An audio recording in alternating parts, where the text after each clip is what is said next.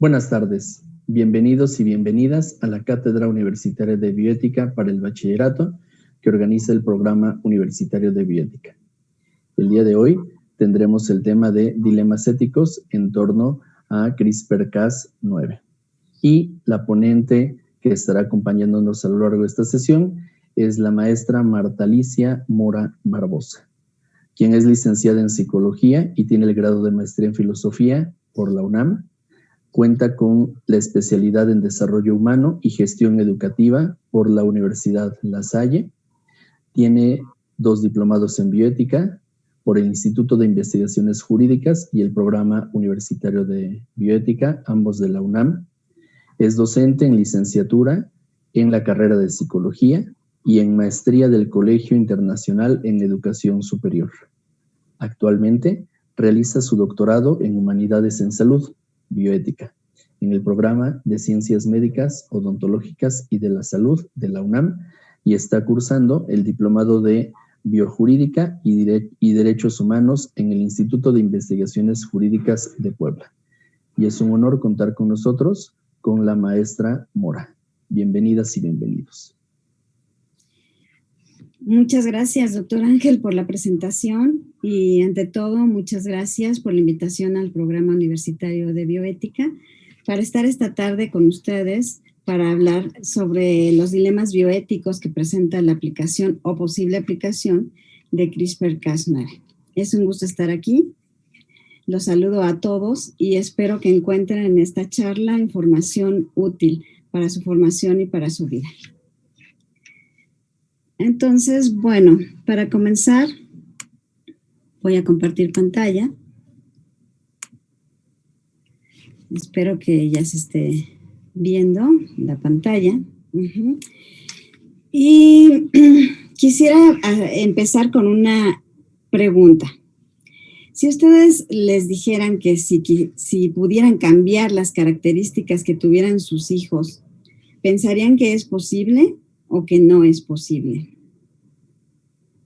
Bueno, más allá de lo que hayan contestado en este momento, les pediría que conservaran su respuesta para ver si al final de esta charla han confirmado esa respuesta o se ha modificado. El contenido de esta charla primeramente será hablar de qué es CRISPR-Cas9, cuál es su origen, cuál es su historia, cuáles son las aplicaciones que se tienen de esta herramienta de edición genética y finalmente hablaremos de los dilemas que se presentan ante el uso o posible uso de esta herramienta de edición genética. Al final abriremos el espacio para las preguntas que irán ustedes haciendo a través del chat y que me harán llegar para poder contestarlas. Y bueno, ¿qué es CRISPR-Cas9? CRISPR, en español le decimos CRISPR y ponemos una E entre la P y la R porque está difícil de pronunciar para empezar.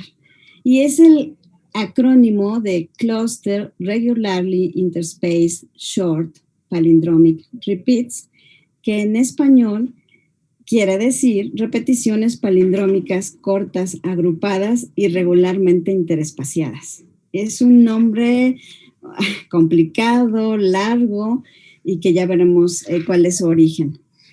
Pero bueno, esto es lo que quiere decir. Y con respecto a Cas, se refiere a CRISPR Associated Genes, es decir, los genes que están asociados a CRISPR.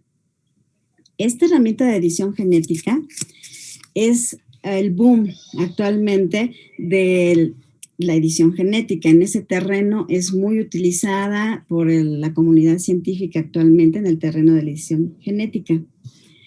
Y se dice que CRISPR-Cas9 llegó para quedarse. Yo estoy completamente de acuerdo. CRISPR-Cas llegó para quedarse, pero no desde 1987 ni desde 1991, incluso 2003. Llegó desde hace muchos miles de millones de años a partir de las bacterias, que tuvieron desde entonces que elaborar a través de la evolución, un sistema de defensa para el ataque de los virus. La vida de las bacterias es muy estresante. Generalmente están siendo atacadas por los virus y desde entonces esto pasaba. Aquí, entonces, aquí tenemos la gráfica de cómo un virus está infectando a una bacteria.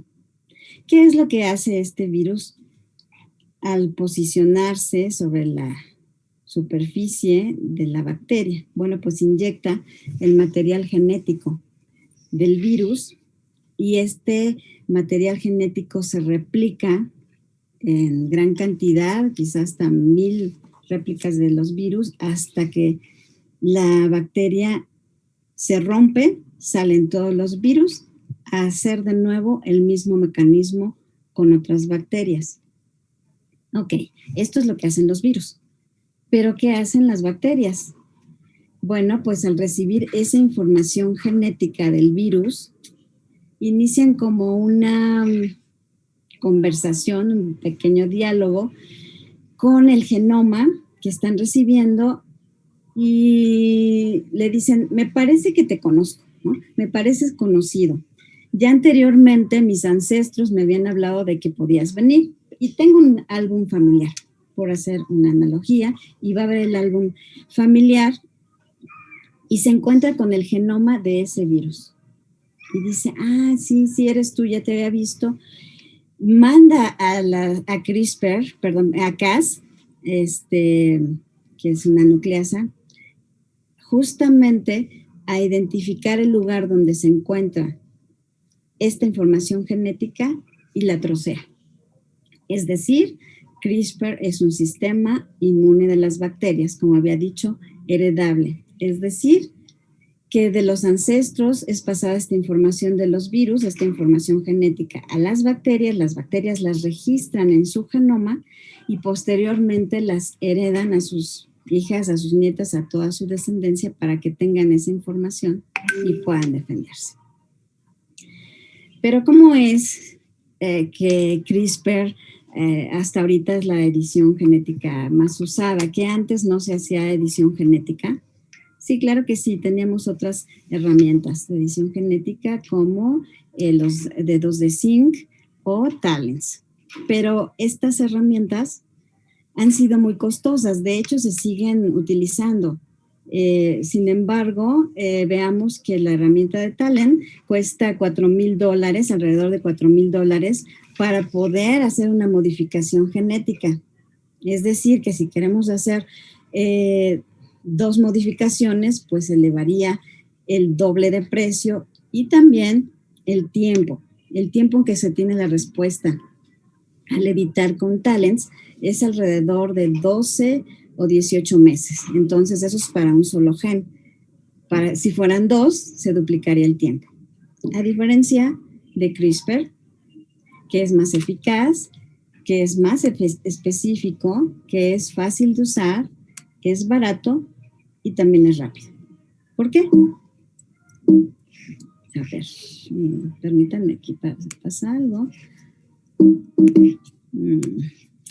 Aquí está. Porque cuesta $65 un kit de CRISPR-Cas y es accesible. AdGene es una empresa que lo distribuye y llega incluso a la casa, ¿no? Así como las entregas de comida. Los resultados también se dan en pocas semanas. No se tiene que esperar tanto tiempo como en las otras técnicas de edición. Y se pueden hacer varios cambios al mismo tiempo. Esto convierte a CRISPR, ¿no? Todas estas bondades de CRISPR la convierte pues en la herramienta de edición genética consentida, más usada. Y volvamos a pensar en este sistema inmune de defensa de las bacterias. ¿Cómo es que llegamos a conocerlo hasta ahora? ¿Cómo es que CRISPR es tan usado ahora? Bueno, no sé. Nosotros sabemos que las bases de la cadena genética del genoma pues son estas bases, ¿no? Justamente adenina, guanina, timina, citosina, y que a cada una de estas letras le corresponde otra de ellas. Por ejemplo, a la A siempre le va a corresponder la T y viceversa, y a la G siempre le va a corresponder la C y viceversa. Ok. En 1987, este investigador japonés, llamado Ishino, y sus colaboradores hicieron una investigación acerca de las bacterias E. coli, que son bacterias que tenemos nosotros y también se encuentran en el intestino de los animales. Entonces, él dio cuenta de que había unas repeticiones en este sistema de las bacterias. Posteriormente, en 1991, se estudia Mycobacterium, que es el causante de la tuberculosis, y también se reportan estas repeticiones de estas letras en el genoma de estas bacterias. Pero no es hasta el año de 1993 cuando Francisco Juan Martínez Mojica, mejor conocido como Francis Mojica, llega a la Universidad de Alicante para hacer su tesis doctoral. Él es microbiólogo y estaba interesado justamente en trabajar con las bacterias, con las infecciones y ver qué podía hacer, seguramente algún tratamiento contra alguna de ellas, y estaría muy contento con esa actividad. Sin embargo, pasa que llega con sus tutores y le dicen, pues no, aquí estudiamos las arqueas, ¿no? Que son procariotas y entonces, pues tú tendrás que investigar al respecto. Y aquí lo vemos cómo está en las salinas de Santa Pola en ese año, tomando una muestra de esta agua donde se encuentran estas procariotas, las arqueas Allophora mediterraneae, que dan justamente el tono rosadito, anaranjadito que tienen estas aguas. La tarea para Francis Mojica era investigar cómo era que resistían estas arqueas este ambiente tan hostil, porque es sumamente salino. Sin embargo, no pueden vivir estas arqueas fuera de ese ambiente. En el mar no pueden vivir, necesitan tener un nivel de sal muy alto. ¿Qué pasa cuando hace la secuencia del genoma de estas arqueas? Bueno, pues se encuentra con unas repeticiones que aquí se muestran. Y cuando está trabajando, su asistente él dice, no, me estaba cantando las letras, es decir, le estaba dictando las letras y le dice, oye, ten cuidado porque me acabas de repetir ya varias veces estas letras. Su asistente le dice, bueno, es que así están, no es que esté distraído, me esté equivocando, así se está presentando la información. De tal manera que vuelven a secuenciar y vuelve a salir esta información, estas mismas repeticiones. Aquí las podemos ver. Y da cuenta entonces, bueno, él le pone de inicio SRSR, ¿no? A esto que ha descubierto estas repeticiones. ¿Qué quiere decir? Short, regularly spaced repeats. Y él estaba muy contento. Me parece un nombre muy bueno, SRSR, lo que después se convierte en CRISPR. Y antes de decir cómo se convierte en CRISPR, pues vamos a ver en qué consisten estas repeticiones. Si vemos cada rombo de color café, está representando a CRISPR. Estas son repeticiones. Cada rombo café son las repeticiones, pero también vemos que están espaciadas, como él lo menciona, ¿no? Están interespaciadas. Aquí hay unos rectángulos que las están separando. Pero, bueno, pone a investigarse de qué se trata y puede ver que en estos rombos, a lo que se refiere, que se repiten y que son palindrómicos, es que están escritos, así como el lenguaje, ¿no? Que se puede leer de un lado hacia el otro de la misma manera. Es decir, como las palabras reconocer, la leemos de la misma manera de izquierda a derecha, que de derecha a izquierda. Igual la palabra ala, o la palabra ojo, o la palabra somos. Podemos encontrarlo también en los números, en las cantidades. Es decir, leer 2112 de una forma de izquierda a derecha, de derecha a izquierda, de la misma forma. Otra palabra puede ser radar. Entonces, aquí las letras del genoma se presentan de la misma manera, palindrómicamente. Si nosotros leemos, sería G, G, A, A. Esto es un ejemplo. T, T, C, C. Y si lo leemos de regreso, vuelve a ser exactamente lo mismo. G, G, A, T, T y C, C. Entonces, bueno, esto es una característica que encuentra Francis Mojica, que están palindrómicamente. Parece ser que solamente es una información, ¿no? No tiene mayor relevancia, están puestas de esa manera. Pero Francis Mojica sigue, no se quedan como anteriormente. Bueno, esto es lo que está pasando. Aquí yo encuentro unas repeticiones y doy cuenta de eso, lo publico y eso es todo. Sino que se pone a investigar qué contenido tienen estos espaciadores. Y se da cuenta que estos espaciadores contienen la información de los virus que habían atacado anteriormente a las bacterias.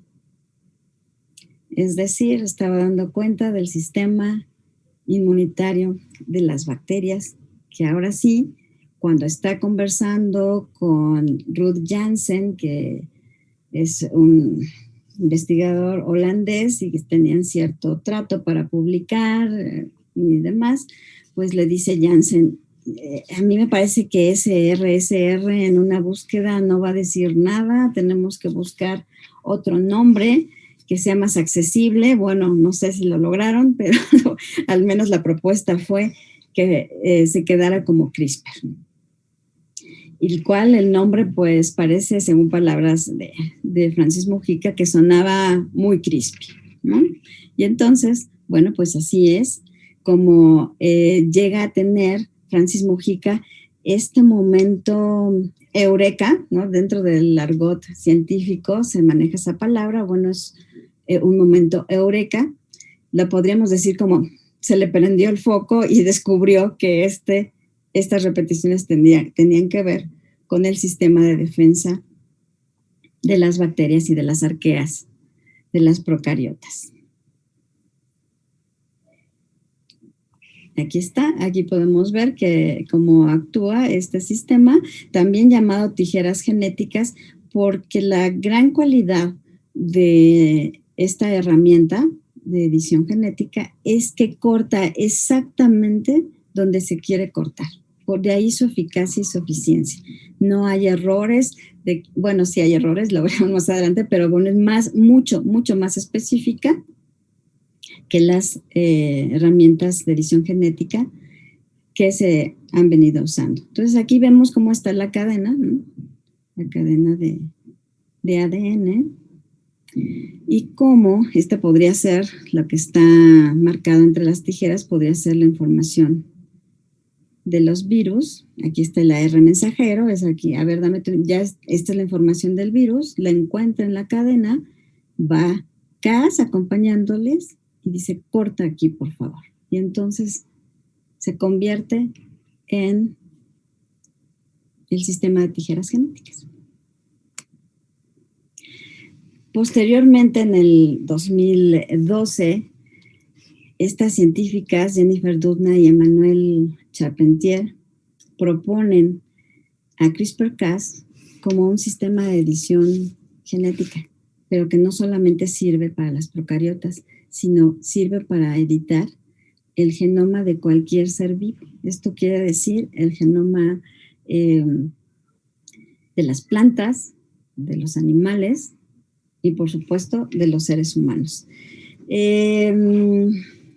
Aquí está. Les ha valido el premio Nobel a este par de investigadoras. El premio Nobel de Química este año lo han recibido a principios de este año. Sin embargo, también estaba Francis Mojica nominado para recibirlo. No lo recibió desde el 2016. Está nominado Francis Mojica, pero no le ha llegado al premio Nobel. ¿Qué ha pasado entre este tiempo que se descubre CRISPR-Cas como sistema inmunitario hasta el 2012 y hasta el 2020? Bueno, pues ha habido también muchas otras investigaciones. De hecho, Feng Shang, aquí presente en la imagen, también publica en el 2012, unos meses después, sus investigaciones, pero no solo como propuesta. Él no solamente propone a CRISPR-Cas como un sistema de edición, como una herramienta de edición genética. Él presenta ya el experimento, clínicamente en células vivas, publica en la revista Nature sus investigaciones. Y hasta el momento están en una discusión, ¿no?, de a quién se le da la patente. Si a Emmanuel Charpentier, a Jennifer Doudna o a Feng Shang. También podemos pensar y podemos identificar que en este ínter ha habido también intereses de investigación en una empresa danesa de yogures. ¿Por qué? Pues porque veían que su producto a veces no producía bacterias. Dice, bueno, ¿qué está pasando? ¿Por qué no se corta la leche y por qué no tenemos el yogur esperado con las bacterias? Bueno, pues si no llegaba el yogur a casa era porque los virus estaban infectando esas bacterias. Otro investigador también importante, aquí está, es George, ¿no? Y Emmanuel Charpentier se integra al equipo de estudio de Jennifer Doudna un año antes de que publiquen su descubrimiento, pero bueno, pues unen talentos y han llegado hasta ahí. ¿Qué se puede hacer con esta herramienta de edición genética que más allá de tijeras genéticas, después se ve que es una navaja suiza? ¿Por qué una navaja suiza? Porque a la navaja suiza se le pueden poner otras cosas, entonces a CRISPR también se le pueden poner marcadores, guías, etcétera, se puede adicionar y da como resultado pues mejores aplicaciones y mejores investigaciones.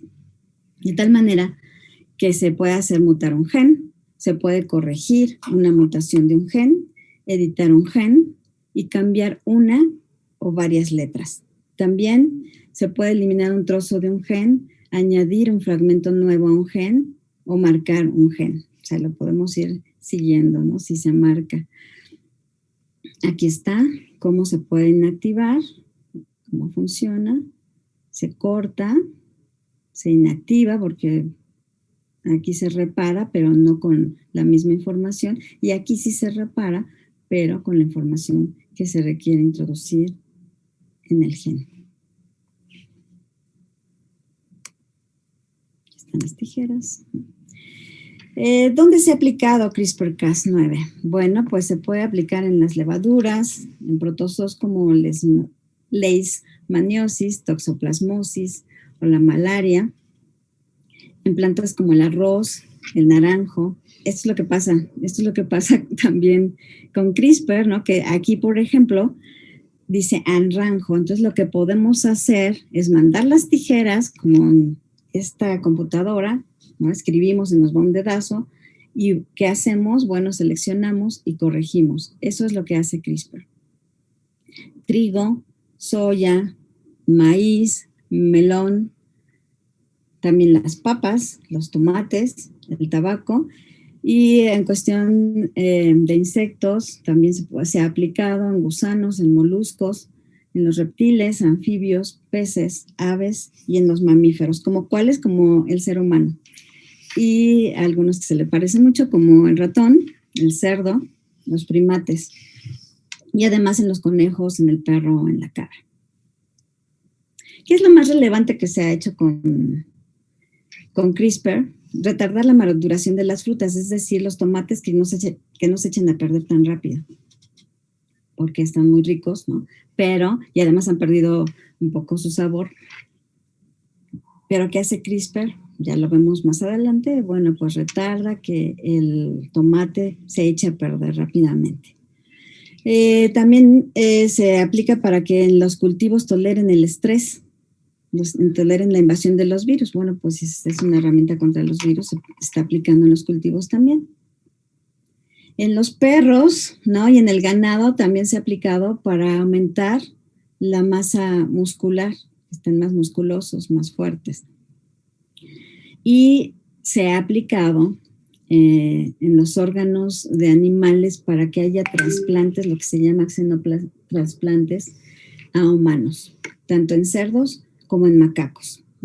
Últimamente hemos recibido esa información, ¿no? De que se está trabajando también con los macacos para los mosquitos que no transmiten la malaria, y también en modelos animales en donde se reproduce la enfermedad de manos para conocer los cambios por la enfermedad como el albinismo. También eliminar los cuernos de las vacas que anteriormente se cauterizaban, se quemaban, entonces entre ellas se hacían daño. Y desde que son muy pequeñas, lo que se hace es cauterizarlas para quitar esos cuernos y que nazcan sin ellos. Sin embargo, en ese experimento, en esa aplicación de CRISPR, pues faltó mayor investigación y tuvieron ahí fallas y ya no se está haciendo esta aplicación de CRISPR. Aquí vemos a José Luis Rambla, que es un científico del Instituto de Biología Molecular y que está viendo sus tomates, cómo están intervenidos con CRISPR, y que lo ha hecho para que estos tomates no produzcan alérgenos. Está muy interesado en esto. También Antonio Granel está aquí inspeccionando los brotes de plantas de tomate que han sido editadas con CRISPR. ¿Para qué? Para que retomen el sabor. Y se dio cuenta que modificando 5 o 7 genes nada más podría tener esos tomates de mejor sabor. Y por supuesto, como decíamos, que no se echaran a perder rápidamente. Aquí tenemos el caso de cómo usan los animales para tratar las enfermedades. Luis Montoliu es un investigador español que trata el albinismo con ratones, que él le llama ratones avatar. Patti Bonet es una artista española de 34 años que tiene la característica genética de que solamente una letra de las 3,000 millones de letras que tiene el genoma humano, no la tiene. Entonces, vive con esta situación, ¿no? Y tiene albinismo. Una de las características del albinismo es que no se enfoca bien, o sea, no pueden ver bien porque no enfocan. Y también, bueno, el color de la piel. Aquí está como Luis, en esta imagen podemos ver a Luis Montoliu cómo le está presentando a su ratón avatar. ¿Qué quiere decir esto? Que al ratón lo han modificado genéticamente con CRISPR, le han quitado esa letra que le falta también a Patti Bonet, y entonces pueden ir monitoreando cómo va respondiendo su ratón avatar a los medicamentos a las que le van proporcionando al ratón, para que en el momento en que se den los resultados que ellos esperan, bueno, esos medicamentos también les sean dados a las personas con albinismo. Aquí vemos también cómo en la industria del huevo se utiliza CRISPR-Cas9. ¿Qué pasa? En esta industria, cuando recién nacen los pollitos, identifican su sexo, y los que son machos, como no sirven, ¿no?, para seguir poniendo huevos, ¿no?, entonces los matan, se destruyen automáticamente y se destruyen vivos. ¿Para qué nos sirve CRISPR-Cas? Bueno, como les había comentado anteriormente, se puede poner un marcador e identificar el sexo antes, mucho antes de que nazcan, casi recién gestados, y de esta manera pues evita que lleguen a término y que sean destruidos de esta manera. Esto también se hace en forma mucho más práctica, mucho más corto tiempo que otras técnicas, ¿no? En algunos casos 13 días después de haber iniciado su ciclo de 21 días, que bueno, es casi más de la mitad del tiempo, pues ya están avanzada su gestación. Muy bien. Ok. También aquí vemos a Jennifer Doudna, ¿no? Que nos está hablando de que pronto vamos a comer alimentos editados genéticamente. Como decía anteriormente, los tomates, la soya, y vamos a tener los alimentos modificados genéticamente por CRISPR-Cas9, ya tenemos alimentos modificados, pero con otras técnicas. Entonces, bueno, aquí van a producir los tomates, los hongos para que no se oxiden, la soya, aceites más saludables y, bueno, muchísimas cosas más que se están haciendo, porque a partir de que sale la publicación en 2012 de Jennifer Doudna y Charpentier, no han dejado de salir constantemente investigaciones en todo este tipo de situaciones que les he comentado, en animales, en plantas y sí, en seres humanos.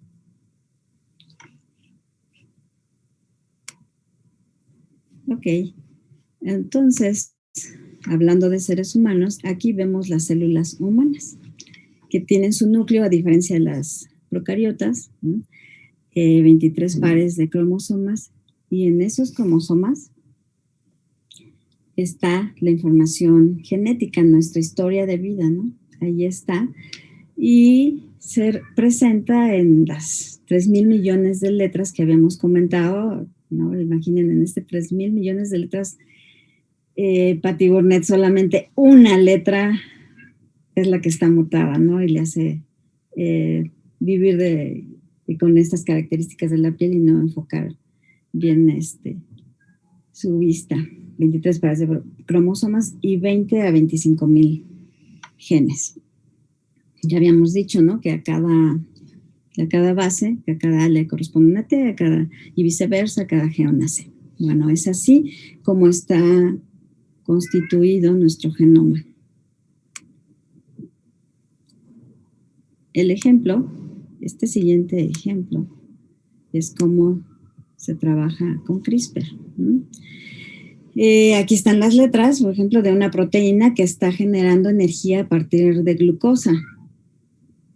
Sin embargo, hay una falla de las letras, aquí podemos ver en negritas, ¿no? De la C y la C, y entonces al leerlo, leemos, es una proteína que genera energía a partir de gluqué, ¿no? Ahí hay una falla que no nos permite seguir el sentido de la palabra ni tampoco el sentido de toda la oración. ¿Qué hace CRISPR? Bueno, pues va, la identifica, la corrige, tal como debe de ser, pero también lo que se puede hacer es agregar otras letras. De tal manera que leemos, es una proteína que genera energía a partir de la glucosa, genera lactosa, etcétera, etcétera. Todo lo que se le quiera poner.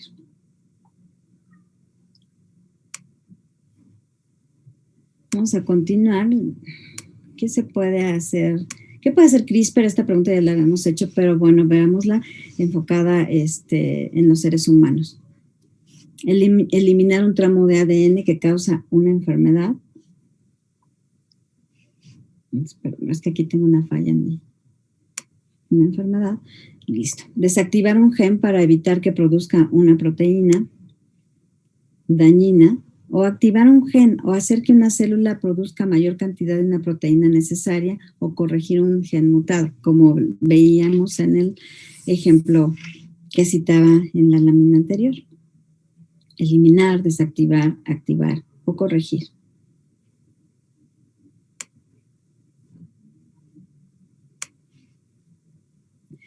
CRISPR-Cas también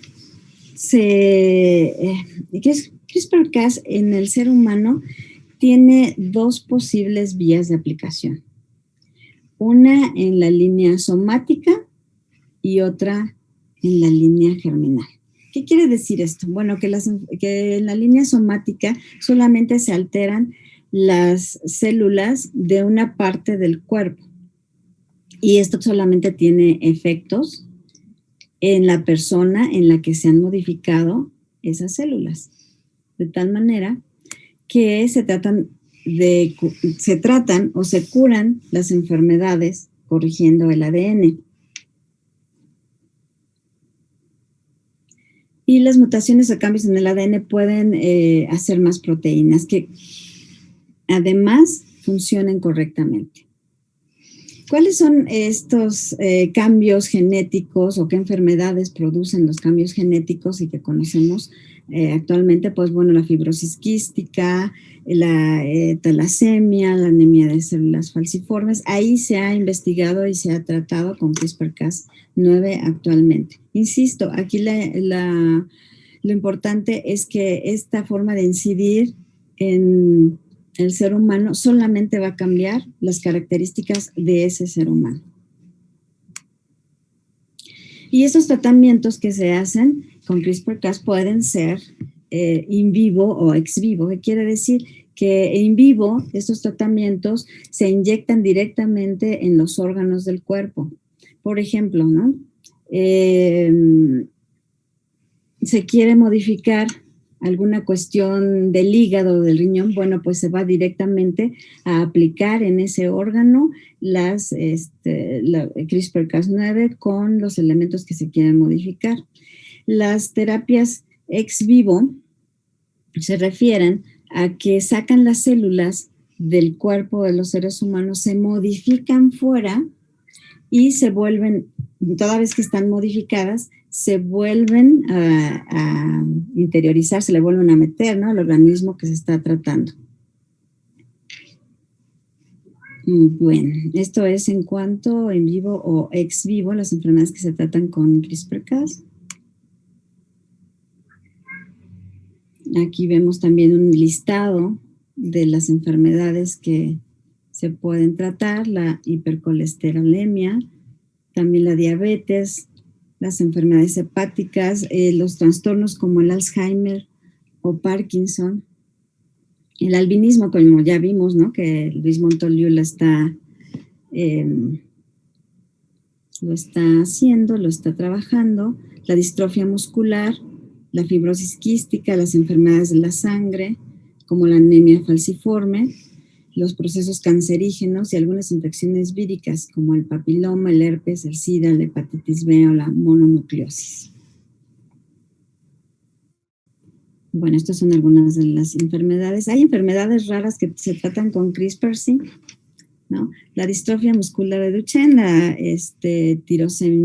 tirosinemia hereditaria de tipo 1, cataratas congénitas, enfermedad crónica granulomatosa, retinosis pigmentaria, amaurosis congénita de Leber, entre otras.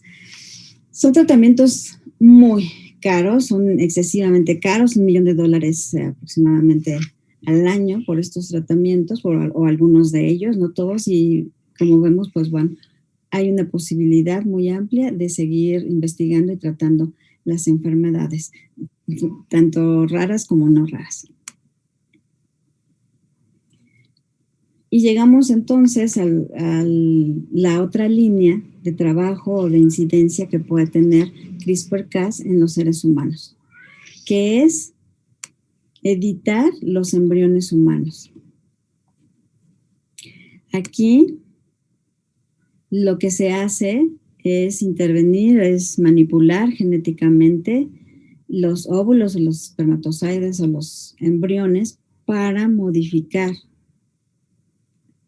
ya sea para eliminar las enfermedades que pueden ser heredadas y heredables, o lo que también se piensa cuando se habla de este tema que no solamente se puede utilizar CRISPR para curar enfermedades o prevenir enfermedades, sino que se pueda mejorar al ser humano desde ese momento. ¿Qué quiere decir eso? Bueno, pues que no solamente se hagan las modificaciones para curar, para prevenir, sino que esta función sea todavía mejor desempeñada que lo que conocemos normalmente con los parámetros que estamos acostumbrados a ver.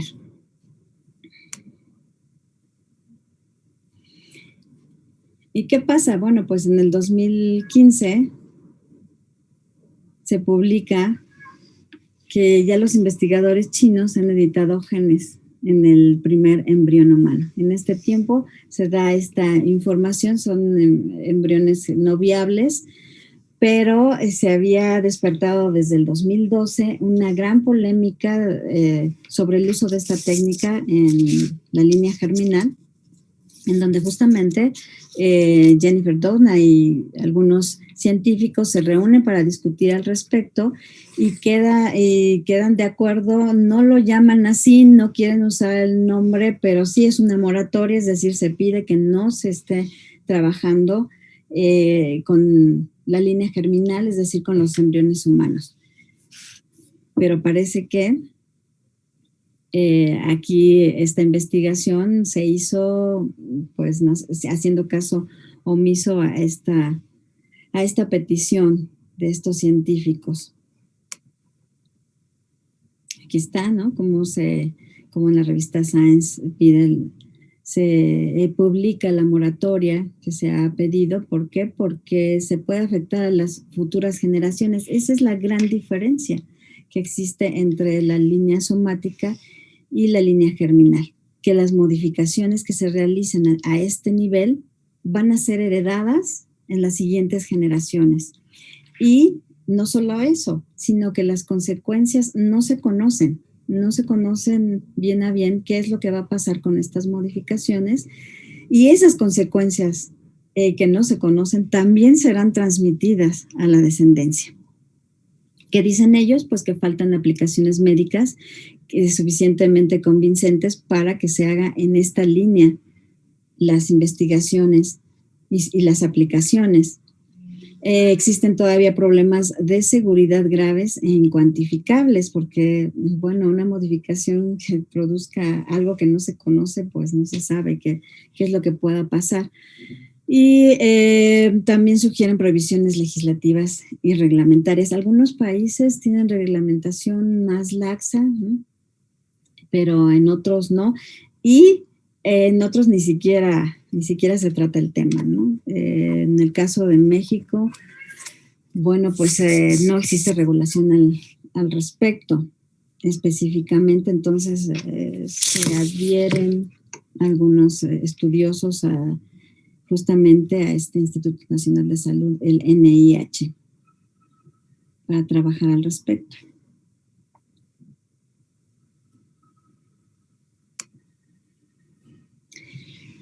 Y aún con la moratoria, como les comentaba, del 2015, pues en el 2018, a finales del 2018, aparece este científico de nombre He Jiankui, que ha editado, o por lo menos ha dicho que ha editado, a un par de gemelas, que parece también que no son 2, sino 3 los bebés que nacieron editados genéticamente. Esto también, bueno, no publicó sus estudios el doctor G. No se sabe si hubo consentimientos informados, no se sabe cuáles fueron los protocolos, con cuántas familias trabajó, parece que fue con varias, ¿no? No solamente los papás de Lulu y Nana, que son las gemelas editadas genéticamente, con el fin de que no desarrollaran el virus de inmunodeficiencia humana. Entonces, este científico pues habló con esta pareja cuyo padre de Lulu y Nana pues sí vivía con el virus, con el VIH, y entonces les prometió, ¿no?, que trabajaría, bueno, suponemos que eso pasó, modificaría a las bebés para que esta infección no se desarrollara en ellas, modificando el gen CCR5. Esto, por supuesto, que generó un gran debate, una gran discusión científica y una alarma a nivel científico y social. ¿Qué pasó con los resultados de la edición de Lulu y Nana? Bueno, pues no consiguió reproducir esa mutación delta 32 del gen CCR5 en esos embriones y creó otras mutaciones, que son los riesgos, ¿no?, que comentábamos, de trabajar a este nivel. Las consecuencias son totalmente desconocidas. 3, no todas de sus células derivadas de esos embriones fueron editadas, algunas permanecieron intactas y se detectaron mutaciones no deseadas, lo cual causa el mosaicismo, ¿no?, en otras, que genera estas modificaciones no esperadas, desconocidas y en otras partes de los organismos.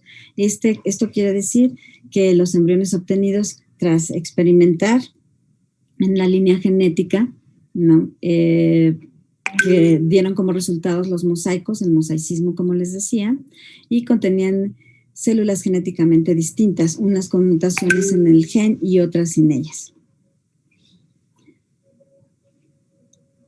Sigo leyendo, y las que tenían mutaciones no portaban todas la misma alteración genética, sino varias distintas, que no habían sido investigadas anteriormente, por no hablar de las mutaciones no intencionadas en otros lugares del genoma. Y esto solamente se obtuvo al analizar las células que se obtuvieron por la biopsia de los embriones ya editados. Nada se sabe del resto de las células que conformaban estos embriones tras implantarlos. Pero lo que sí se sabe es que posteriormente se le dio una condena a este científico, se le dio una condena de 3 años, está en la cárcel actualmente por haber editado estos embriones y no dar cuenta ni participar ni a la comunidad, ni incluso ni al instituto donde trabajaba. Esto nos hace pensar, estos resultados que tuvo el doctor G nos hace pensar que existen limitaciones en esta técnica CRISPR-Cas9. Hemos visto, ¿no?, que hay muchas aplicaciones, muchas investigaciones que se puede aplicar para muchas enfermedades, pero CRISPR-Cas no es perfecto y tiene las siguientes limitaciones. Primero, que no se corte en el lugar donde se quiere. Decíamos que es muy específico, pero ya toda vez trabajando en las células que no son de las bacterias, no puede ser que en el texto que se busca una palabra, si hacemos un símil como un texto que les decía anteriormente, que estemos escribiendo, recordemos cuando estamos leyendo un libro también, ¿no?, en la computadora, podemos seleccionar la palabra que buscamos en ese texto y entonces le damos la instrucción en la computadora que identifique alguna palabra. En este caso, la palabra será él. Pero CRISPR no solamente va a ubicar la palabra él, el pronombre él, sino que también identificará en la cadena enorme de ADN, pues aquellas palabras que también contengan él, como panel, ella, aquel, elabora, entre muchas otras. Entonces esto hará que no vaya justamente la modificación al lugar que se quiere, que se pretende, y entonces haya un resultado inesperado. ¿Qué otra cosa puede pasar? Bueno, que se haga un corte justamente en una letra que haga que se corra todas las letras siguientes y quede sin sentido esa oración y quede sin sentido cada palabra, tan solo por un corte. Por ejemplo, aquí tenemos los crisantemos son amarillos. Si se hace un corte en una letra y se recorre, lo que queda es ilegible totalmente, ¿no? Entonces, esto es lo que puede pasar también a nivel del genoma. ¿Qué otra cosa? Tras el corte correspondiente no puede ser no solamente que se corra o que encuentre otras letras, sino que meta otras letras en palabras o en lugares que no queríamos hacer la mutación, que no queríamos hacer el corte, ¿no? Que no se quería una modificación allí, pero sin embargo, al aplicar la técnica se encuentran pues ya incluidas en el texto, como aquí, limitaciones, drela, técnica, que no tiene tampoco ningún sentido. Esto a nivel lectura, pero también tiene efectos a nivel lectura genómica. Entonces, bueno, vemos que CRISPR-Cas es muy bueno, es una herramienta muy útil, pero no es la herramienta perfecta. Para esto, así como Francis Mojica se quedó pensando, ¿no? ¿Qué podía hacer y qué podía representar? Jennifer Doudna está pensando que existe o que debe de existir en la naturaleza, ya que CRISPR, como había dicho, es un regalo de la naturaleza, debe de existir en la naturaleza el sistema de edición genética perfecta. Y entonces se sigue buscando. Hay también muchos más Cas, no solamente el 9, el 12, hay 45 modificaciones de Cas que se pueden utilizar. Cas 9 es el más utilizado, el más sencillo, pero lo que quiero decir con esto es que se sigue buscando cómo perfeccionar la edición genética y que probablemente se está pensando que ya está también en la naturaleza. De las últimas noticias sobre esta búsqueda es esta noticia de que los virus, ¿no? Se ha encontrado el Cas-Fi que contienen los virus y que es una forma que han encontrado los virus también de copiar el sistema de defensa de las bacterias. Entonces es cómo defenderse de la defensa que hacen las procariotas, ¿no? Estos virus. Entonces se está estudiando también al respecto, insisto, en esta búsqueda de superar estas limitaciones que este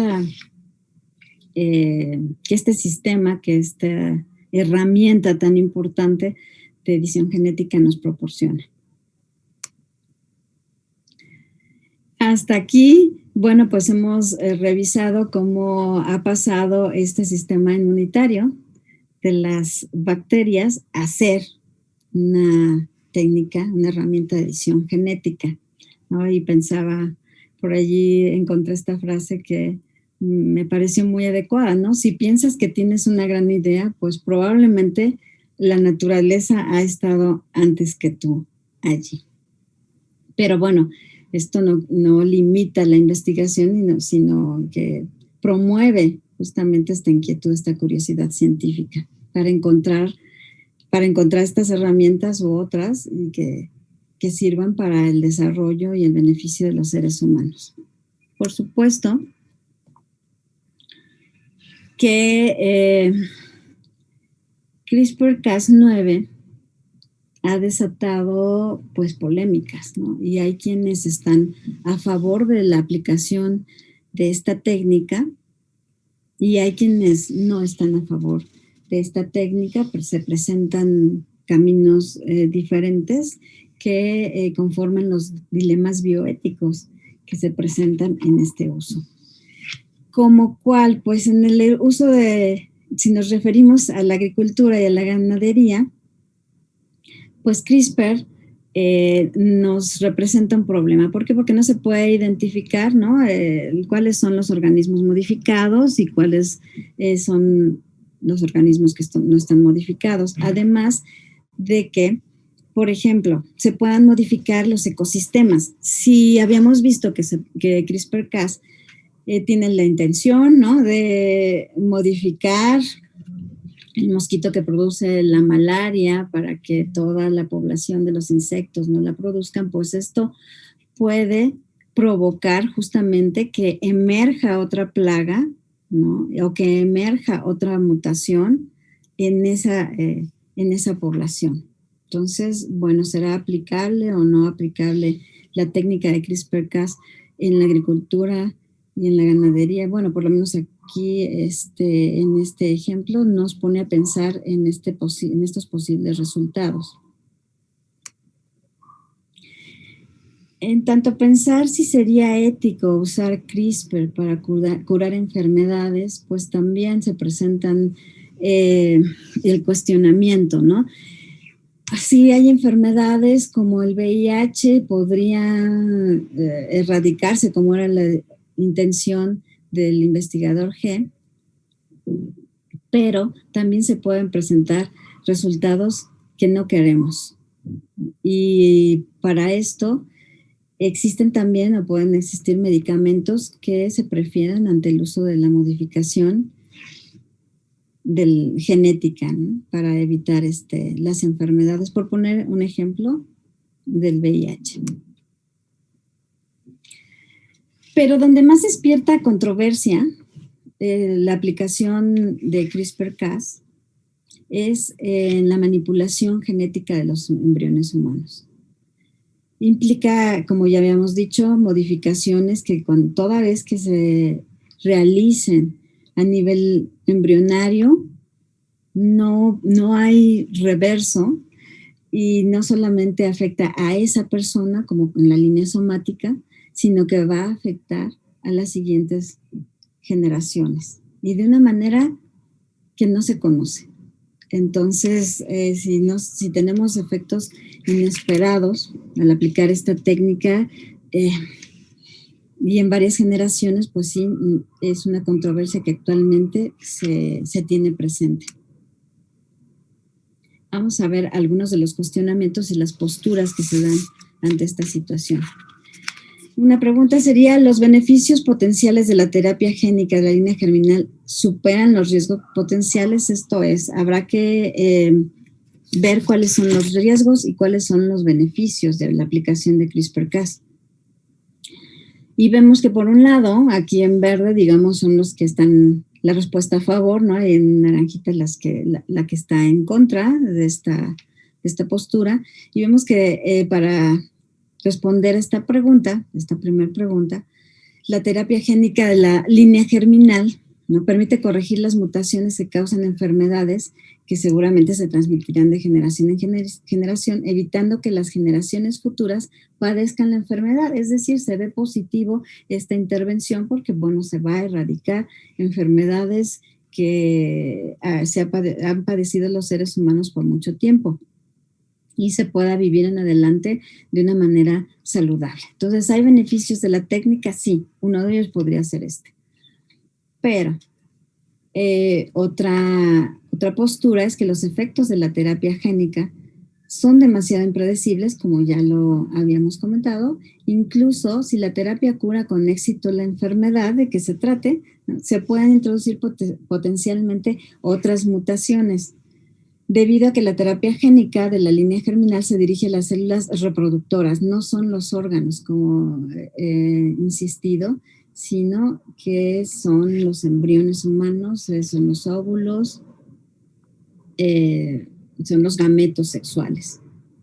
Entonces, cualquier mutación adicional que se introduzca como resultado, de nueva cuenta, vemos que se va a transmitir y va a afectar a las siguientes generaciones. Es decir, sí es bueno sí es posible, sí es positivo que CRISPR-Cas se aplique en la línea germinal porque se van a acabar con las enfermedades que se han sufrido hasta el momento.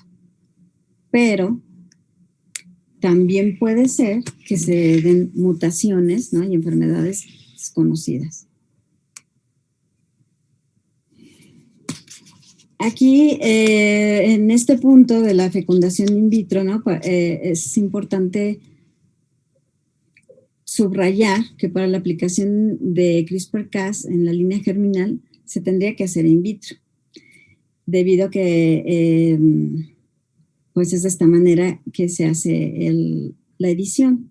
Pero toda vez que se está trabajando de esta manera, también se cuenta con el diagnóstico genético preimplantacional. ¿Esto qué quiere decir? Que al hacer este diagnóstico genético preimplantacional se pueden distinguir cuáles son los embriones más saludables, ¿no? Y entonces se podría evitar la edición genética si se hace uso de este diagnóstico que se puede dar desde la fecundación in vitro. Puede surgir la aplicación con fines no terapéuticos como el mejoramiento humano. Aquí ya lo había comentado de alguna manera rápidamente anteriormente, pero aquí ya se encuentra, ¿no? Con esta corriente filosófica transhumanista que propone el mejoramiento humano a partir de las herramientas biotecnológicas existentes actualmente.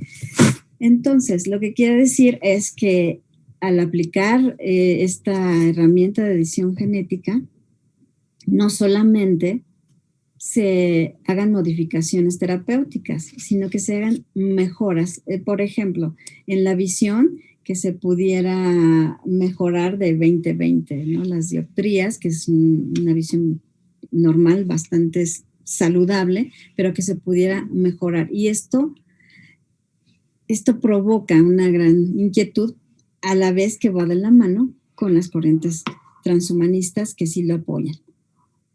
En contraposición, dice, por nobles que sean las intenciones de los primeros que usen la herramienta genética, esto lo dice Lanphier, otros pueden usarlo para conducir cualquier aplicación que deseen. Y había dicho que era en contraposición, pero no, es apoyando esta idea, ¿no? Bueno, puede ser que los científicos quieran, quieran hacer su trabajo, los genetistas, ¿no? Y quieran modificar terapéuticamente, pero puede surgir la idea por allí de hacer algo más. Aquí tenemos otra pregunta. ¿Es realmente necesaria la terapia génica de la línea germinal? Bueno, por un lado, tenemos que el uso, si se usa de forma generalizada esta terapia, en esta línea, las condiciones genéticas particulares podrían eliminarse por completo de la población, como la enfermedad de Huntington o como hemos visto que se han erradicado otras enfermedades anteriormente y como las vacunas han erradicado también temas de salud como la poliomielitis. Pero también se piensa si la terapia génica de la línea germinal nunca sería lo suficientemente efectiva como para descartar la necesidad de un cribado de embriones después de la fertilización. Esto es, la terapia génica de la línea germinal implica más pasos e introduce riesgos adicionales para el embrión en comparación con la fecundación in vitro y la detección de embriones sanos antes de la implantación.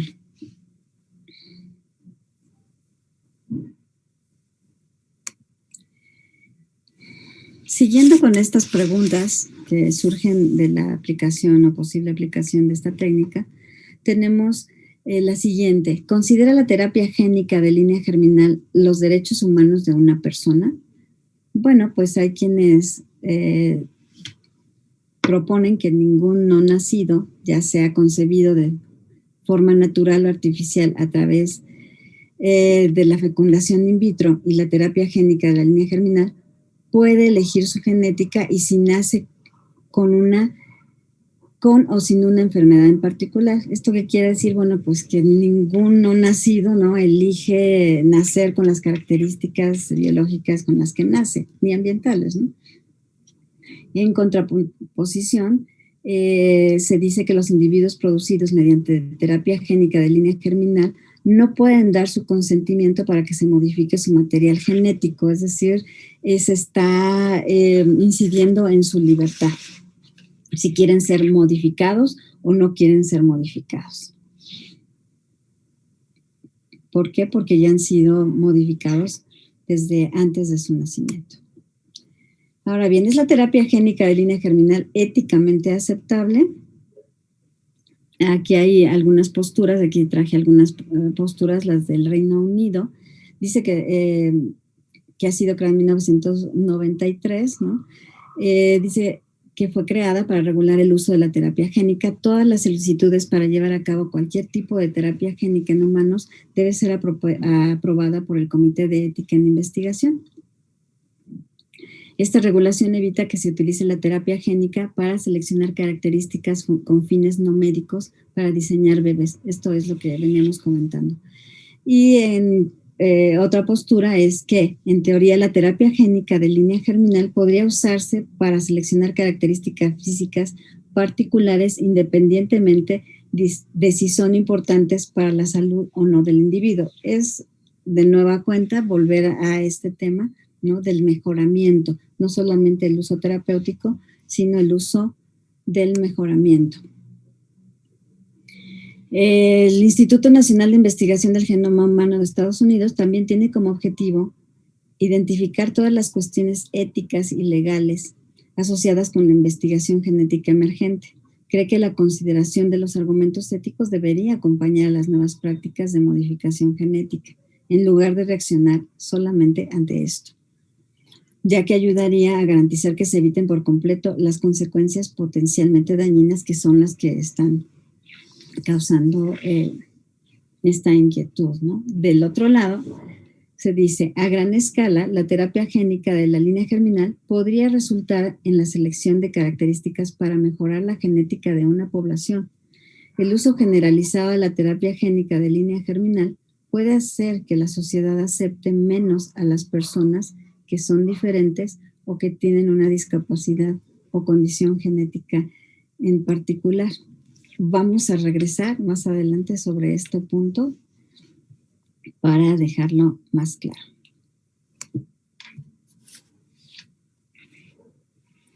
La siguiente pregunta, ¿es asequible la terapia génica de línea germinal? Si la terapia génica por un lado tenemos, si la terapia génica de la línea germinal tiene el potencial de eliminar completamente una enfermedad de la población, reducirá o eliminará los costos de atención médica a largo plazo del tratamiento de la enfermedad. Es probable que esto justifique que esté disponible a través del Servicio Nacional de Salud del Reino Unido. Bueno, habíamos dicho que no todos los países tienen una regulación al respecto, entonces por eso he traído esta regulación y que este punto se refiere a la posible economía que se tendría al tratar al tratar genéticamente a las enfermedades y se evitarían posteriores costos de salud.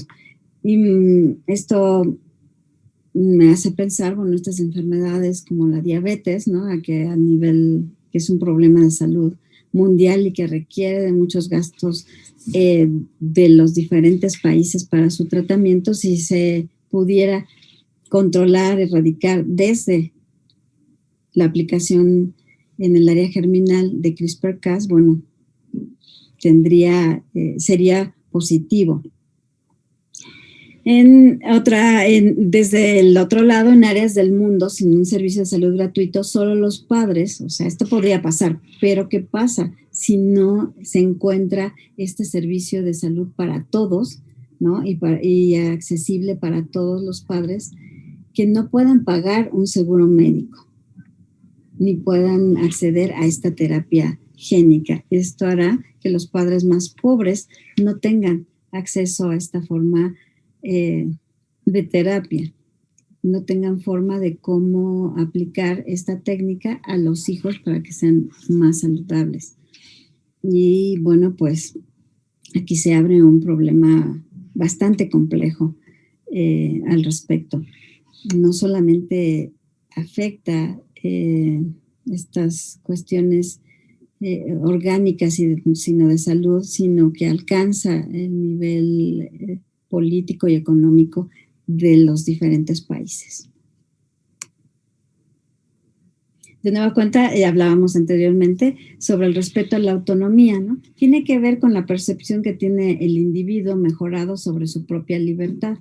Se impide ser el autor de su propia vida, o sea, esta postura, ¿no? Dice esto, teniendo en cuenta un trasfondo, de determinismo genético, es decir, si solamente modificamos el organismo, entonces el individuo no podrá hacer y disponer de su vida y desarrollarse para adquirir su propia vida, ¿no? Su personalidad, su desarrollo.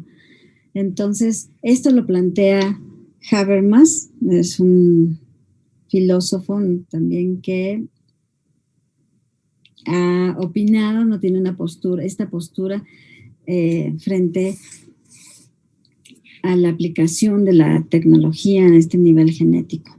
En contraposición, aquí sí, Buchanan, dice que se confunde la modificación genética con el diseño de la personalidad y el control del destino de la persona modificada. Idea absurda y con falta de razón. Es lo que comentaba anteriormente, ¿no? Bueno, si se modifica genéticamente, entonces ya no será libre de ser y construirse cada persona. Con respecto al diseño de los hijos, ¿no? Cuando se elige pareja, o sea, una postura que también tiene Sloterdijk, un filósofo al que se le conoce como el filósofo del transhumanismo por estas ideas a favor que tiene de la aplicación de las tecnologías como CRISPR, ¿no? En favor del mejoramiento del ser humano, dice que cuando se elige la pareja, cuando se elige el semen de un donante con determinadas características, o también se está eligiendo a qué colegio va a ir los hijos, también ya se está diseñando a la descendencia. Él le llama que es el eugenismo de todos los días. Sandel dice al respecto que diseñar a los hijos evita la humildad, la responsabilidad y la solidaridad de los seres humanos que están mejorados, pero que no han tenido, que están mejorados y que tendrían que tener esta humildad y esta solidaridad con quienes no estén mejorados.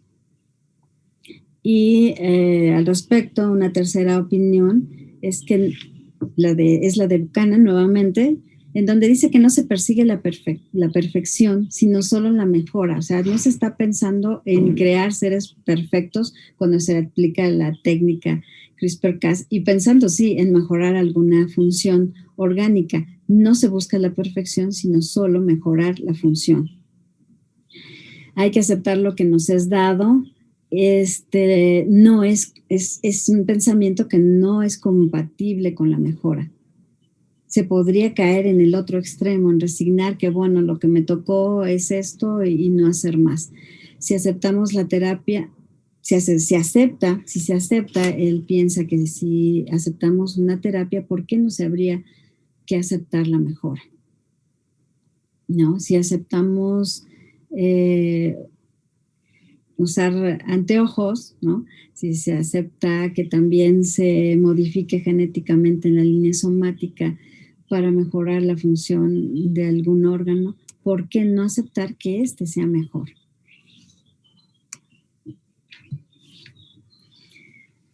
Y bueno, aquí también entran, como les decía, las posturas transhumanistas bioconservadoras, en donde la crítica a la aplicación de esta técnica genética de CRISPR-Cas9 dice que es como si los seres humanos estuviéramos jugando a ser Dios. se considera también algo que no es natural, solamente Dios puede proporcionar las características de los seres humanos. Y también, pero también se dice, ante esta idea, que esto no parece estar presente, ¿no?, cuando se desarrollan prácticas médicas para reparar un daño, ni tampoco se tienen estas objeciones ante las tecnologías para hacer estas mejoras médicas, ¿no?, las operaciones, los estudios y tal.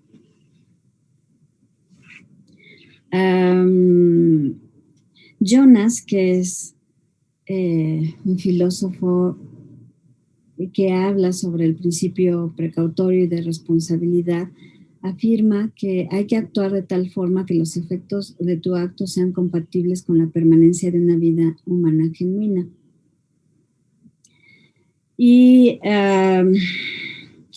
esto hace pensar, ¿no?, que no está a favor de estas investigaciones y de momento que se tiene que hacer un alto, como se ha propuesto hasta el momento de la comunidad científica, antes de continuar. ¿Por qué? Porque no se dispone de la sabiduría, del valor, del conocimiento y la autodisciplina, y se puede caer en una pendiente resbaladiza. También otra crítica es que la especie humana representa la cúspide de la evolución biológica y lo máximo que podemos aspirar es a conservarla tal y como la conocemos. Esta crítica es sobre estas anteriores, ¿no? Que, ¿por qué pensar que hemos llegado hasta el máximo nivel de evolución y por qué pensar que tenemos que conservarnos tal y como estamos en este momento?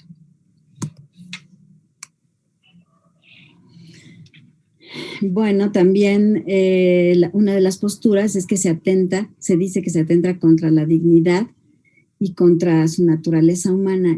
Esto también es una postura de Habermas, en donde dice que, bueno, se piensa que el ser humano tiene una dignidad y una naturaleza que tiene que conservarse, y toda vez que se modifique, bueno, pues está atentando contra esa dignidad y contra esa naturaleza. Incluso también Francis Fukuyama llama a la peor idea del mundo, ¿no?, este manejo genético, porque él considera que existe un factor X en los seres humanos que tiene que ser defendido y que no puede ser alterado por ninguna modificación biotecnológica. En contraposición de estas opiniones, o otra opinión contraria, es que el Homo sapiens, los seres humanos, somos resultado de una evolución que conlleva constantes cambios. La evolución consiste en variabilidad y cambios. Entonces, ¿por qué no aceptar que esta naturaleza humana tenga estos cambios sin afectar, bueno, no sin afectar, sino que se considera el Homo sapiens como el resultado de la cadena evolutiva? Entonces no habría nada con qué atentar, no habría naturaleza humana a la cual se estuviera modificando, se estuviera atentando. Aquí tenemos la opinión de Julian Savulescu, ¿no?, que dice que hay una necesidad de mejora genética. Si somos capaces de desarrollar la tecnología, ¿por qué no aplicarla? ¿No? Dice que existe el deber moral de modificar y mejorar a los hijos si se cuenta con la tecnología específica. Por supuesto, aquí hay unas características muy importantes. Dice, siendo la tecnología segura y eficaz. Mientras no sea segura y eficaz, bueno, sí parece que estamos frente a una posibilidad de resultados inesperados y de cambios que no sabemos cuáles serían sus efectos. Él también dice que llegará un momento en que la mejora genética de la humanidad será una necesidad imperiosa e inevitable para la supervivencia de la propia especie, como reparación por los milenios, por los milenios de aplicación a individuos que de otra manera no hubieran podido dejar descendencia. Bueno, esto lo dice Powell, creo que había dicho que era Zabulesco, pero no, es Powell quien dice, bueno, sí, vamos a tener que llegar a este momento de mejora, ¿no? Como esta forma de reparar a todo lo que no se hizo anteriormente.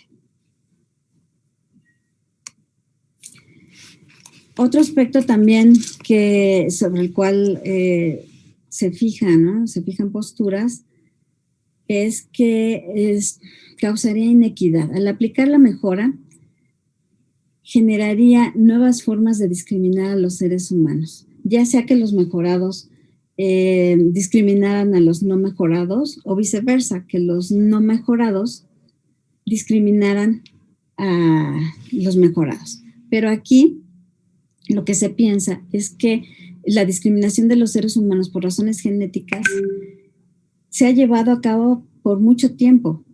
Por mucho tiempo los seres humanos han discriminado a otros y que lo que habría que hacer es luchar contra la discriminación en sí por cualquier causa y no solamente en contra de la mejora que podría suscitarla, es decir, contra esta discriminación por el mejoramiento. Inequidad también se refiere a que no todos tendrían acceso a estas tecnologías, ¿no? A esta tecnología de CRISPR-Cas9, de estas mejoras genéticas, y esta justicia distributiva, lo que se refiere a la justicia distributiva por lo que respecta al acceso, podemos ver que no solamente se puede tener problema de acceder a CRISPR-Cas9, sino que genere solamente CRISPR-Cas9, sino que cualquier tecnología al inicio de su desarrollo causa esta inequidad. Al respecto, se piensa que esta técnica de CRISPR-Cas cada vez será más barata, cada vez será más accesible y por tanto, pues, este problema de acceso podría ser resuelto. Al respecto, Buchanan dice que habría que proponer o incluir estas mejoras a través de la tecnología de CRISPR en los sistemas de salud e incluso convertirlas en obligatorias, así como se hace con las vacunas, pero esto representa también una complejidad, ¿no? ¿Quién va a hacerse cargo de esos sistemas de salud para todos? ¿O quién va a hacer esas promesas, ¿no? ¿O quién va a cumplirlas? Es un punto bastante complejo. Bueno, como todos. Y por último, el de insostenibilidad.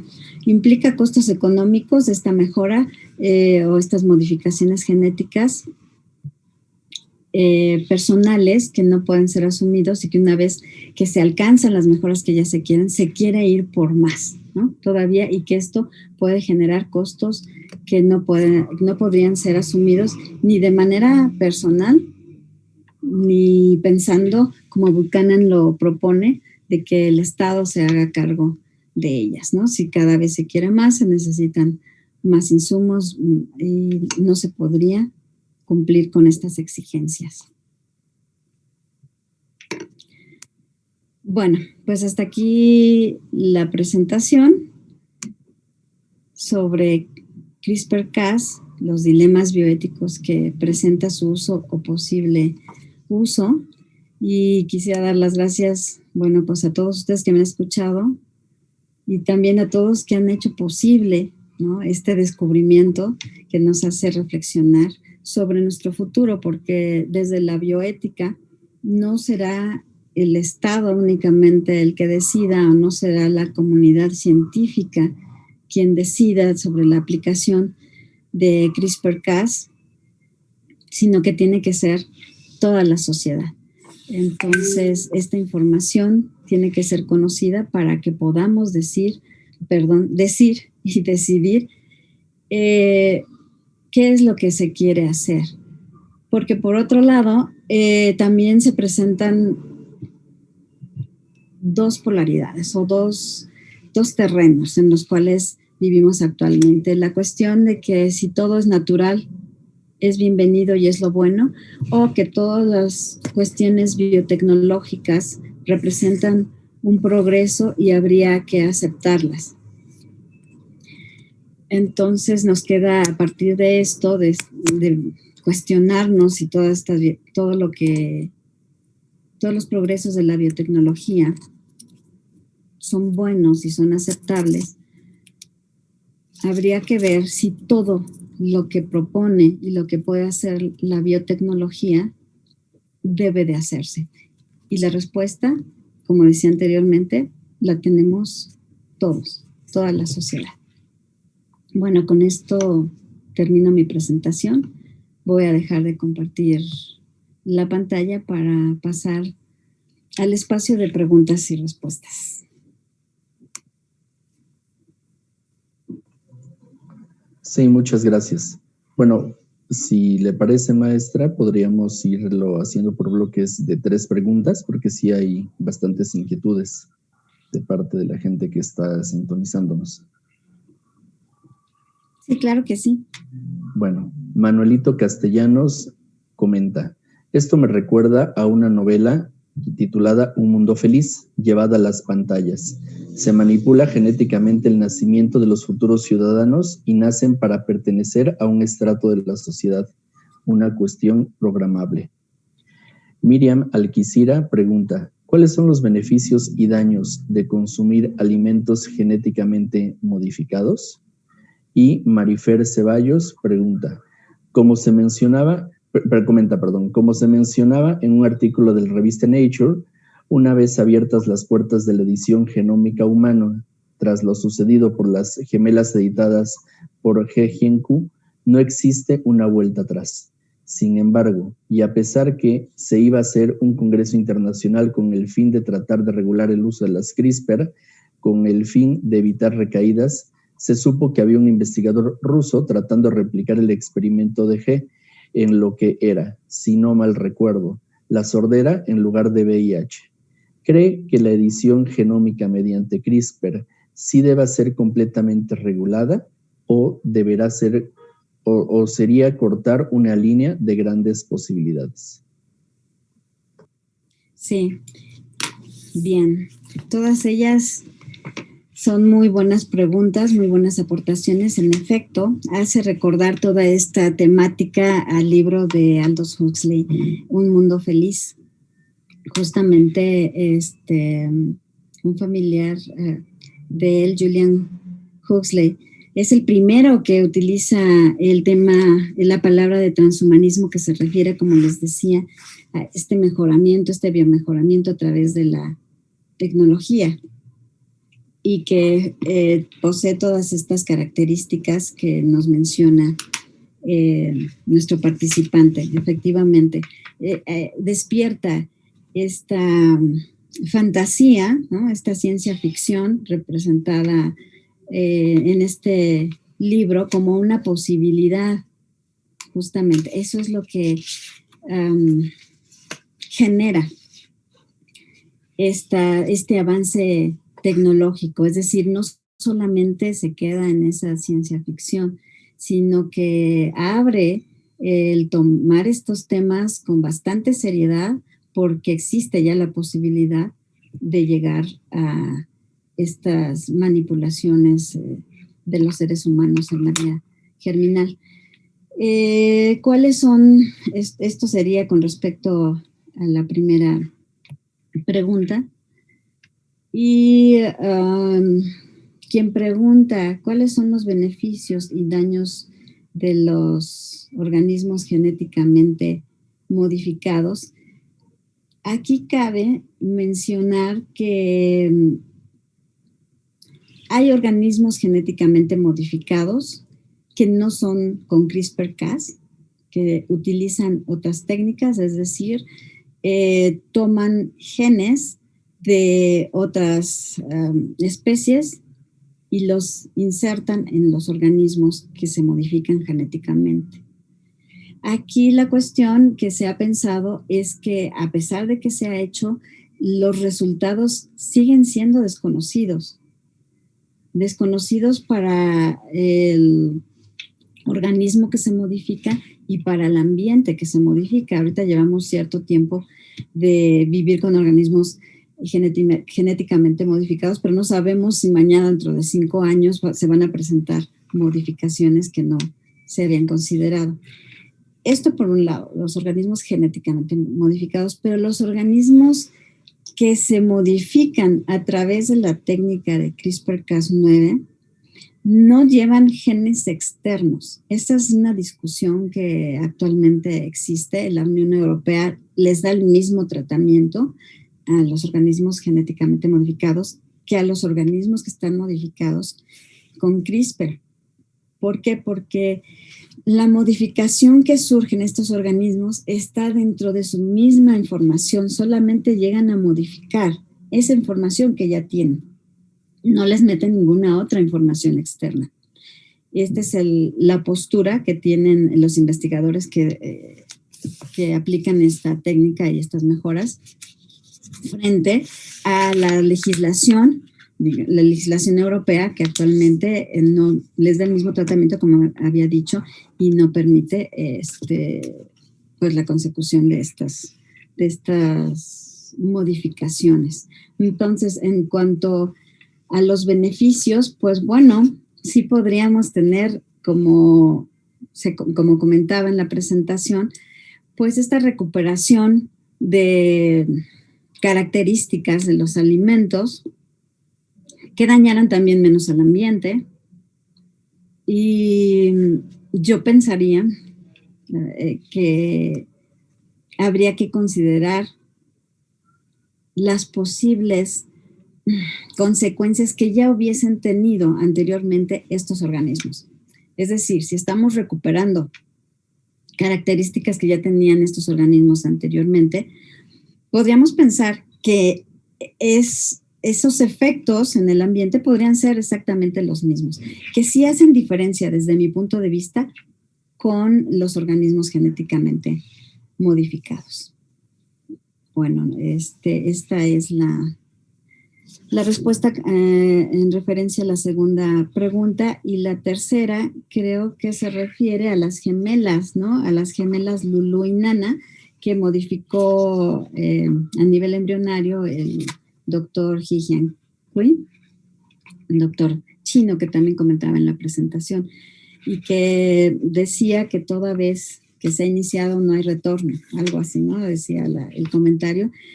Sí, yo pienso que sí, que efectivamente pues lo que está pasando lo demuestra, las investigaciones siguen. Creo que uno de las consecuencias de la moratoria es justamente que se sigan haciendo, pero sin regulación. Entonces, esto sí también representa un gran problema para conocer realmente cuál es el alcance de esta técnica. Y también mencionaba al investigador ruso, que hace un par de años y medio también, comentaba que él iba a investigar y que no importaba que la reglamentación. No sé bien a bien la reglamentación en Rusia, pero parece que no hay objeciones y que hay carta abierta para que sigan estas investigaciones. Sí iba a investigar sobre la sordera, no lo recuerdo bien si era específicamente sobre eso, pero sí recuerdo esta afirmación, ¿no?, que él lanza y que él va a seguir investigando. ¿Qué pienso al respecto, si es necesaria una reglamentación o no?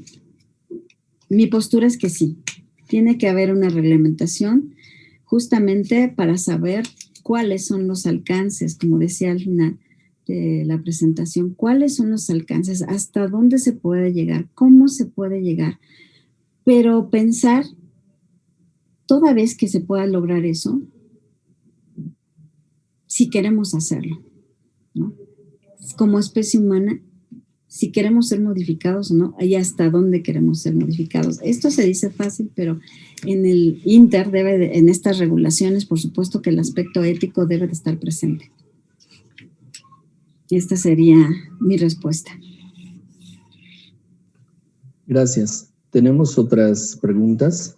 Marco Iván Almeida pregunta, ¿la bioética tiene en realidad la facultad de prohibir la irresponsabilidad en el uso de esta técnica?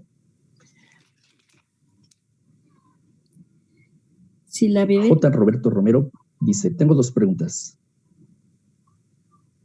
Sí, perdón. ¿La bioética tiene en realidad el uso de esta técnica? La vuelvo a repetir. Sí, por favor, porque ahí... Sí. De Marco Iván Almeida pregunta, ¿la bioética tiene en realidad la facultad de prohibir la irresponsabilidad en el uso de esta técnica? Sí. J. Roberto Romero pregunta, ¿cuáles serían los criterios éticos para realizar estas modificaciones? Y también pregunta si el síndrome de Down sería una de estas condiciones genéticamente indeseables a erradicar. Doctor, ¿podría repetirme la segunda porque hay interferencia? Sí, perdón. Pregunta J. Roberto Romero, si el síndrome de Down sería una de esas condiciones genéticamente indeseables a erradicar. Y última pregunta, Fer Ceballos pregunta, ¿qué sucedería cuando llegue el momento en que la gente con mayores posibilidades económicas pueda modificar a sus hijos en pos de una raza mejor? ¿Cómo se dará esa nueva segregación entre humanos comunes y humanos editados? ¿Podría haber una nueva guerra de superioridad racial como la trataba de iniciar por Hitler? Sí, muchas gracias. Estoy escribiendo.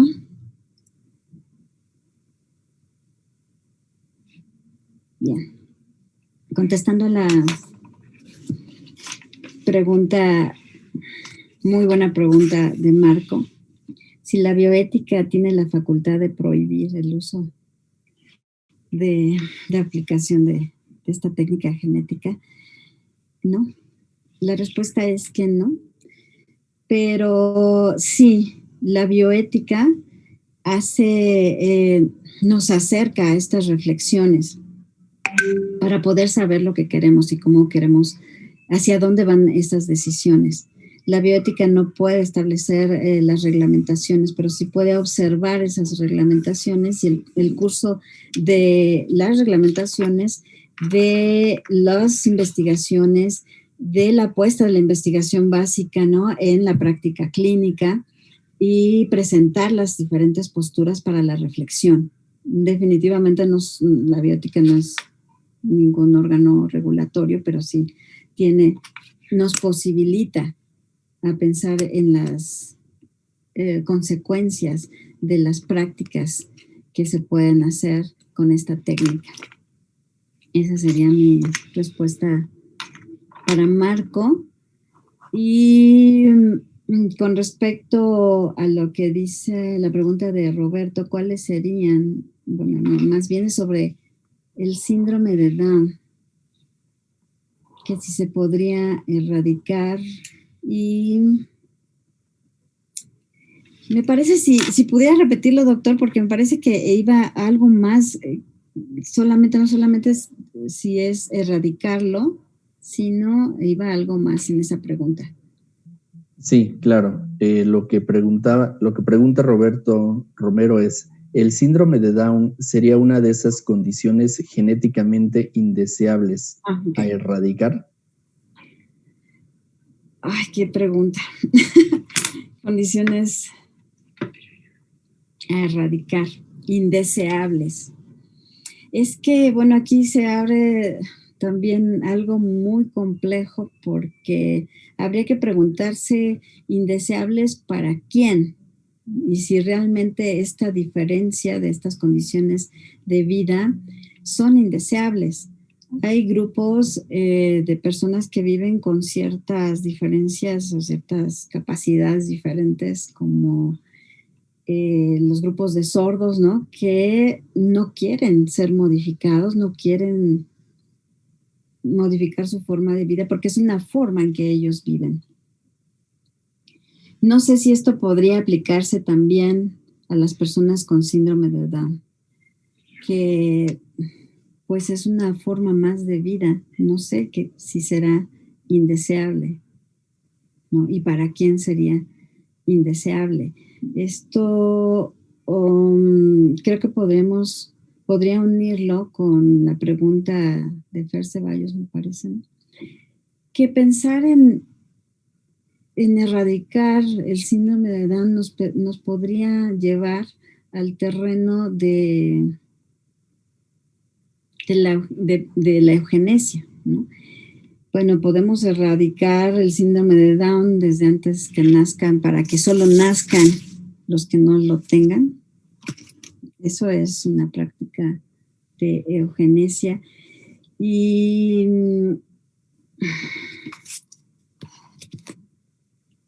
que bueno, tiene mucha complejidad. Reitero, el pensamiento solamente se elegirán a los que no tengan síndrome de Down o tengan esta mutación cromosoma, les falte un cromosoma, porque síndrome de Down me parece que falta un cromosoma, no es cuestión de letras o de genes.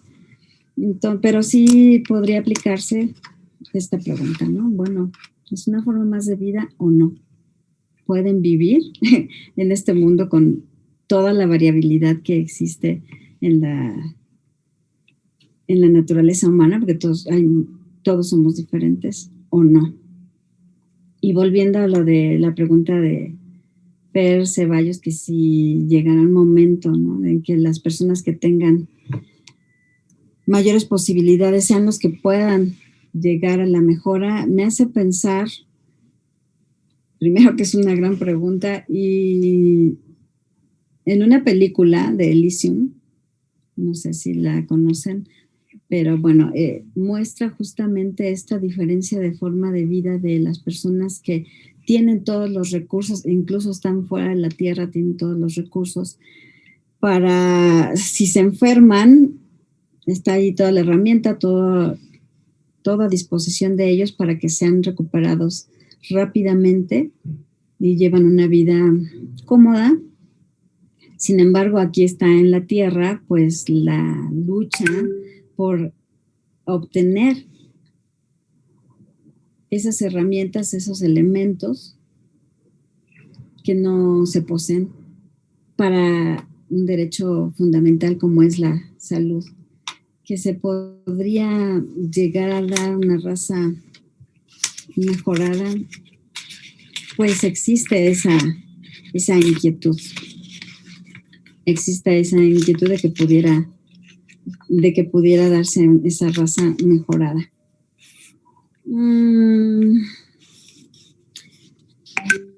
Es que es muy complejo, pero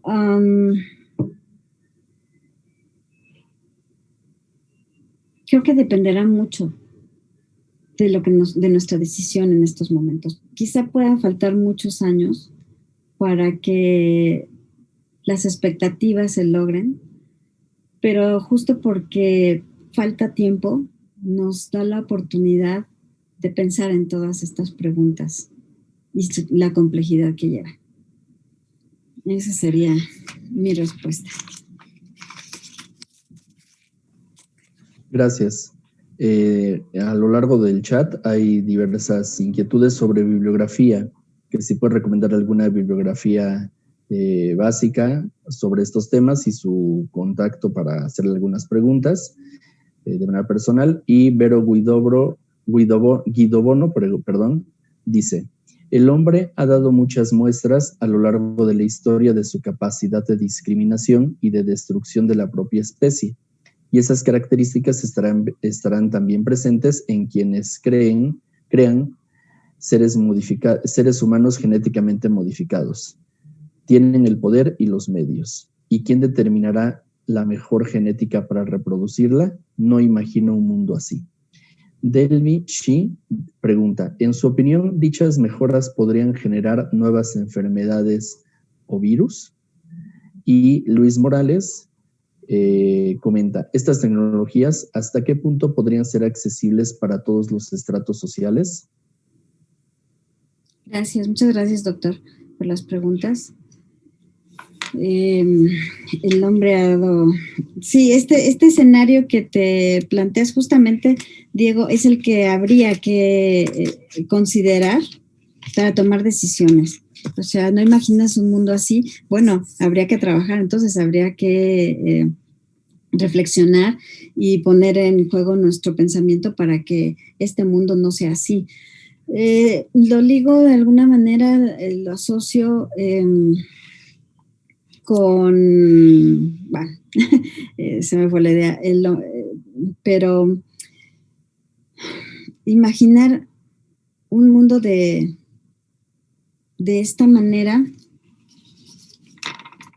sí es complejo, como ya lo he dicho, sí es amenazante, sí causa mucha inquietud, pero también una de las motivaciones para estar trabajando en este tema es que se planteen las cuestiones reales, ¿sí? Como hemos visto, esta técnica tiene limitaciones. Esta técnica para perfeccionarse va a llevar tiempo, e insisto, ese tiempo para que nosotros podamos decidir por qué camino ir. Y bueno, parecería ser también que se ha tomado o se puede tomar a la ingeniería genética, a la biotecnología, a CRISPR-Cas, como una forma de resolver problemas también que están en otro orden, que están en otro lugar, problemas sociales, problemas económicos, problemas de discriminación y tal. Entonces, bueno, también este trabajo señala hacia allá, ¿no? ¿Qué tanto podemos llegar por la aplicación de estas técnicas a un mundo inimaginable? ¿O qué tanto sin estas técnicas también podríamos llegar o estamos en mundos inimaginables, ¿no? O estamos en un mundo inimaginable. La bibliografía, perdón, se me fue la primera